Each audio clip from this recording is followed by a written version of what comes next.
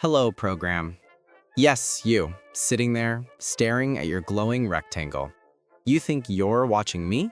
But I'm watching something far more interesting.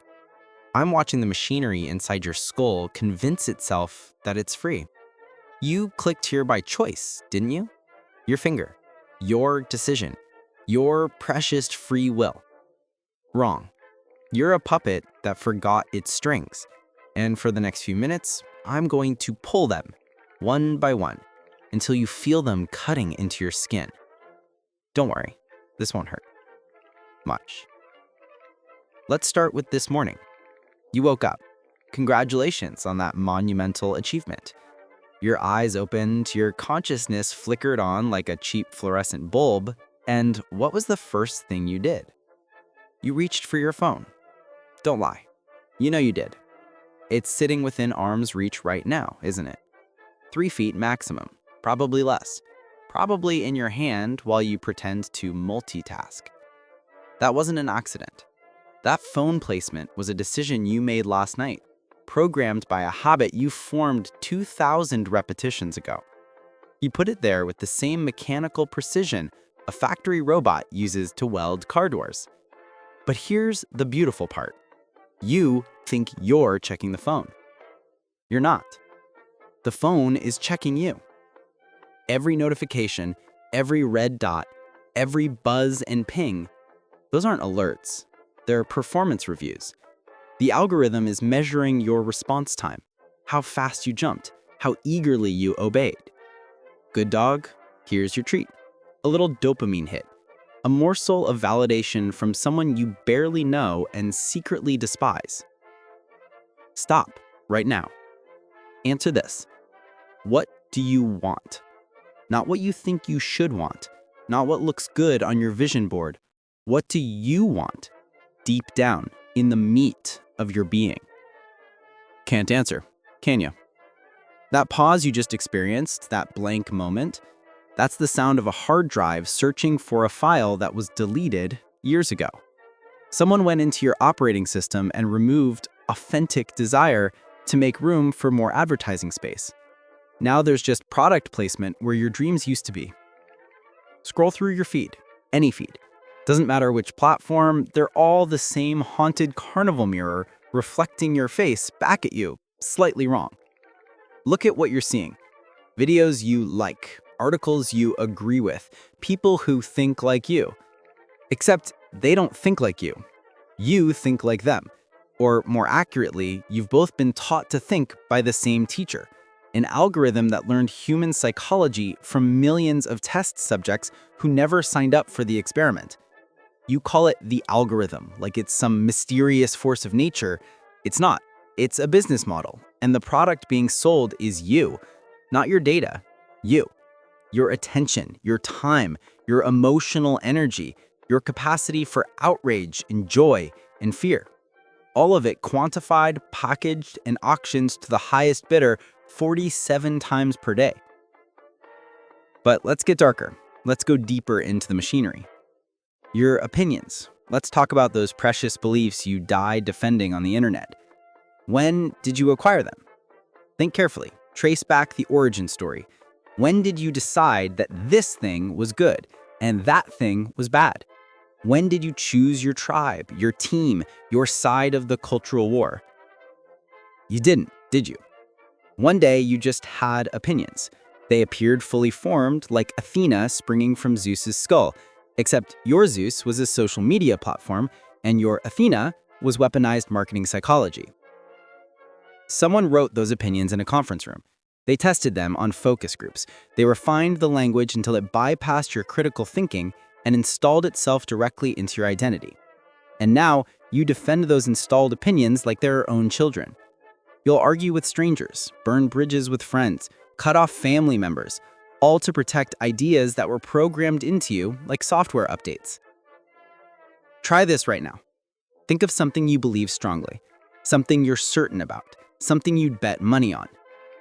Now, ask yourself, what if I'm wrong? Feel that? That resistance? That immediate defensiveness rising in your chest like acid reflux? That's not conviction. That's installation protection, the program defending itself against deletion. Let's talk about buying things. You think you buy products based on need, quality, price, rational decisions made by a rational mind. Let me tell you what actually happens. You see something 17 times. The first time you don't notice. The second time you ignore it. By the 7th time, it's familiar. By the 12th time, it's normal. By the 17th time, you're remembering it exists without knowing why. Then one day, you're in a store or scrolling through a website and you see it again, and something happens in your brain. A little spark. A tiny voice that says, I need that. Need. You don't need it. You've been conditioned to experience a manufactured desire that feels like need. The marketing team who created that feeling won an award for it. They celebrated with champagne. They put it on their resumes. Successfully generated artificial desire in target demographic. You're the target demographic. You're the experiment that succeeded. But products are the easy part. Let's talk about people. Your friends, your relationships, the people you follow, admire, envy, hate. Why do you care what they think? Seriously, why does Janet's opinion about your life choices matter? Why does that influencer's lifestyle make you feel inadequate? Why do you perform for an audience that isn't even watching? Because you've been programmed to seek validation from the tribe. It's ancient wiring, evolutionary psychology. 10,000 years ago, being rejected by the tribe meant death. So your brain developed a hyperactive threat detection system that screams in terror whenever you imagine social exclusion. The modern world hacked that system. Now you have dozens of tribes, all with different rules, all demanding performance, all threatening exclusion if you fail to comply. You're not living your life, you're auditioning for it. Every photo filtered, every caption optimized, every moment curated for an audience that's also performing for their audience in an infinite recursion of fake people pretending to be real. Here's what you don't want to hear. You're not special. Not because you lack value, but because you're not unique. You're a pattern, a data set, a predictable collection of responses to stimuli. The algorithm knows this. It knows that you and 47 million other people will respond the same way to the same trigger. It knows your type, your category, your demographic, psychographic profile.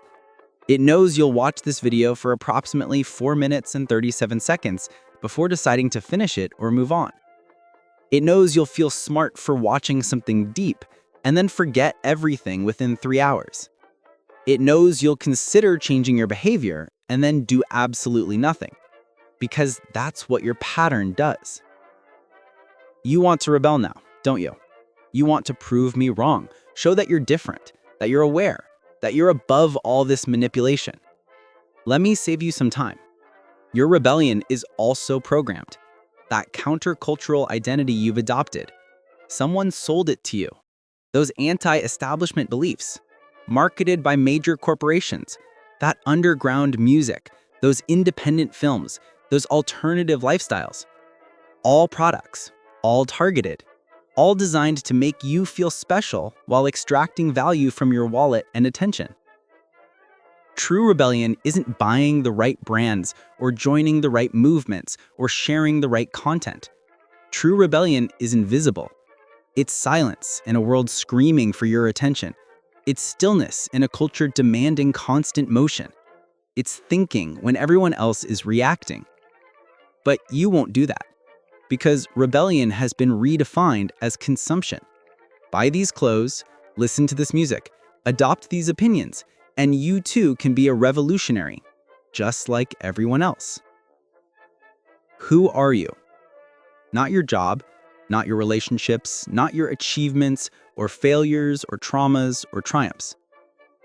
Underneath all that programming, beneath the layers of conditioning and expectations and performed personality, who are you? You don't know, do you? Because you've never met yourself.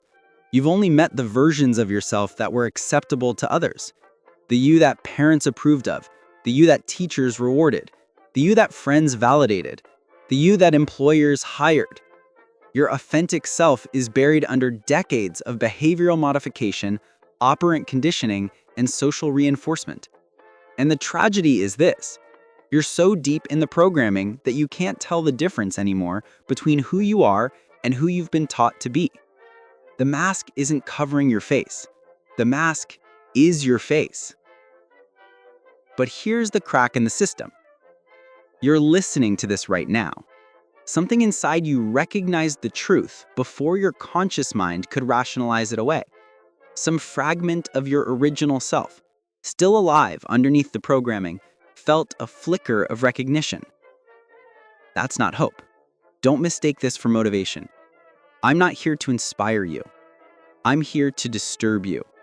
Because inspiration is another product they sell you, another hit of